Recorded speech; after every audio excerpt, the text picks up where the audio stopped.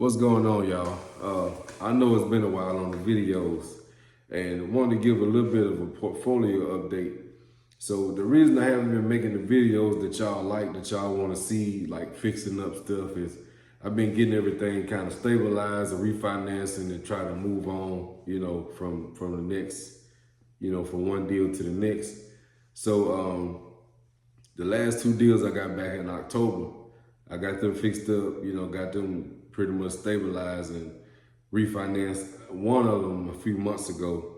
Then my second deal, the one that I really had the most upside in, I refinanced it too back in, a few months ago. So anyway, to kind of catch up to speed on what's been going on, I added 3 units last month, a duplex, and then in the same lot, it was like a guest house behind the duplex. So that was 3 units. It was kind of like a buy 2, get 1 free kind of thing. So I inherited 3 tenants, which is the perfect segue into my talking point. So it's called A.S.S, after sales service. So a lot of times it's not about just meeting the customer expectations. It's about the follow through. It's about what you do after the transaction, after the money then exchange hands. What do you do? Do you still have that same integrity? Do you still have that same enthusiasm? So to kind of walk you through what happened with me. So when I inherited these tenants, every one of them had something that needed to be done. Some of it was just cosmetic. Some of it was just, only 2 burners working on the stove, refrigerator going out, stuff like that.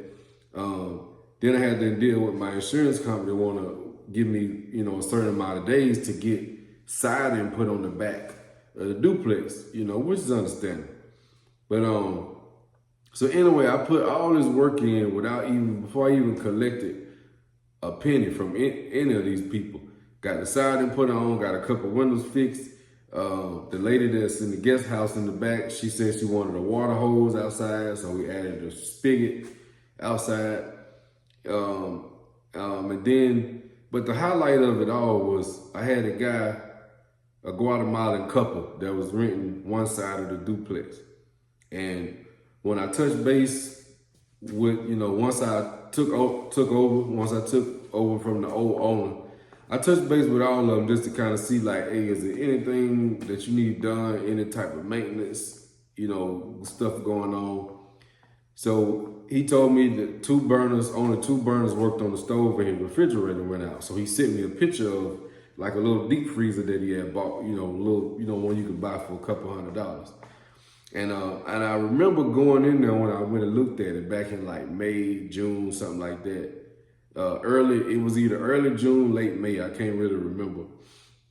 But I went and looked at it and man, it was so hot. It was so hot up in there. And it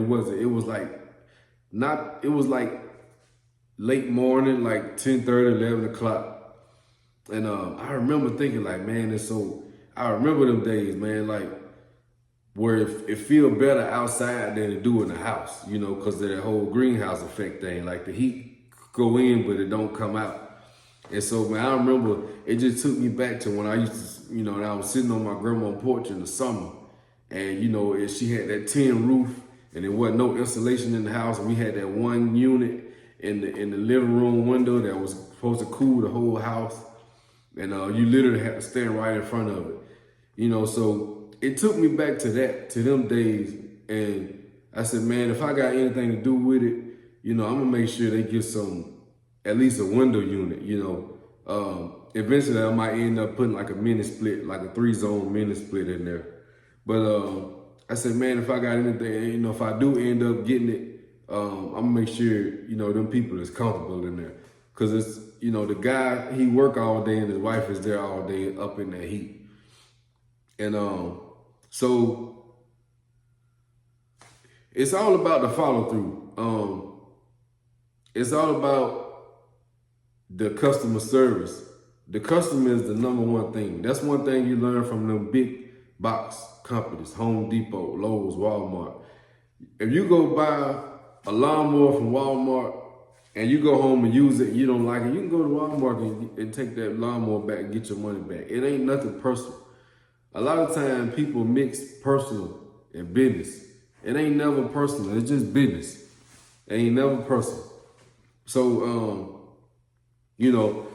don't want to make it a long video, but that pretty much wrap it up.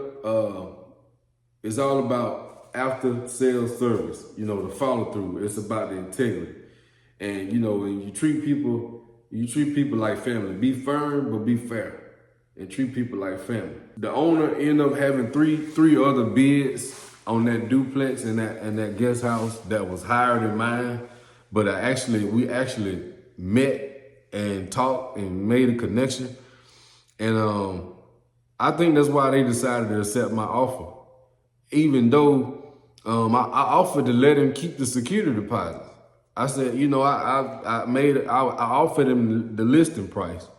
And then, they came back and said, we got 2 other offers that's higher than, this one.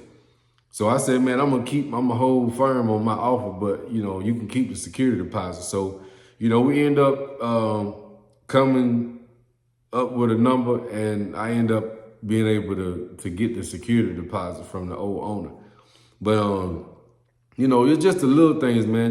Just being there at that particular time, meeting with the owner, not really being nitpicky about stuff, not really like, okay, this socket don't work. All right, cool.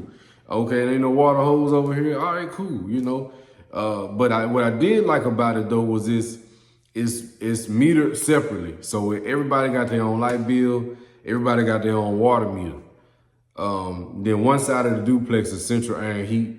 And then that one, of course, it rents more than the other side. And the one in the back, they got window units and Wi-Fi, hookup, all that stuff. So that's the update on the portfolio. I got one more in the pipeline. I just got under contract like today is Monday. So just last Friday, I got another one under contract that I'm going to be rehabbing and getting it stable. And then pulling my equity back out of it, probably in the next 90 to 120 days.